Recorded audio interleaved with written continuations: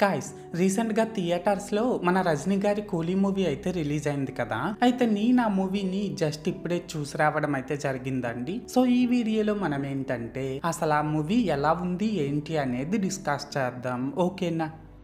అయితే ఇక్కడ first of all ఈ మూవీలో స్పాయిలర్స్ లేకుండా బేసిక్‌గా స్టోరీ లైన్ ఏంటంటే గైస్, సైమన్ అనే డాన్ ఏమో విశాఖపట్నం పోర్ట్‌ని లీజ్‌కి తీసుకొని గోల్డ్‌ని, లగ్జరీ వాచ్‌ల్ని, ఎలక్ట్రానిక్ వస్తువుల్ని స్మగ్లింగ్ చేస్తుంటాడనమాట.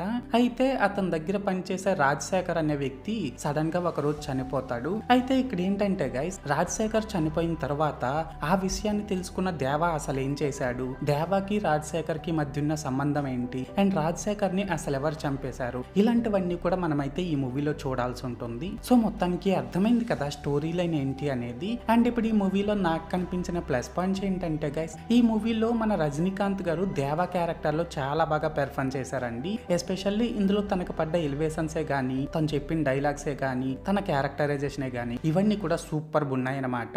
అలాగే సైమన్ అనే విలన్ క్యారెక్టర్ లో మన నాగార్జున గారు కూడా సూపర్ బ్యాక్ చేశారండి. ఇంకా సౌబిన్ షాహిర్ గారు, సత్యరాజ్ గారు, ఉపేంద్ర గారు, అమీర్ ఖాన్ గారు, శృతి హాసన్ ఇలా ఇందులో యాక్ట్ చేసిన ప్రతి ఒక్కళ్ళు బాగానే యాక్ట్ చేశారు. లాస్ట్ గా ఏంటంటే గైస్, ఈ మూవీకి మన అనిరుద్ధ్ ఇచ్చిన బీజిఎం చాలా బాగుందండి. ఇంకా సాంగ్స్ కూడా పర్లేదు, బాగానే ఉన్నాయి. ఇది మీకు కూడా తెలిసిన విషయమే.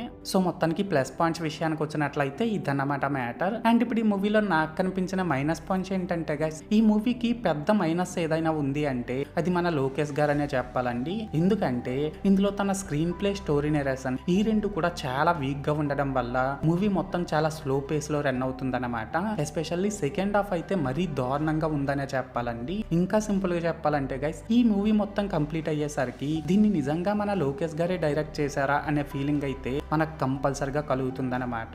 ఇంకా ఇందులో ఉపేంద్ర గారు, అమీర్ ఖాన్ గారు వీళ్ళిద్దరు క్యామియోస్ ను కూడా మన లోకేష్ గారు కరెక్ట్ గా డిజైన్ చేసుకోలేదు. అండ్ ఇక్కడ మెయిన్ గా ఏంటంటే గైస్, ఈ మూవీలో మన నాగార్జున గారి యాక్టింగ్ బాగానే ఉన్నప్పటికీ తన క్యారెక్టరైజేషన్ మాత్రం బాగా వీక్ గా ఉందనే చెప్పాలండి. అండ్ ఇక్కడ లాస్ట్ గా ఏంటంటే గైస్, ఈ మూవీ నుంచి ఎంతో పాపులర్ అయిన మోనికా సాంగ్ ప్లేస్మెంట్ కూడా కరెక్ట్ గా లేదన్నమాట ఇందులో.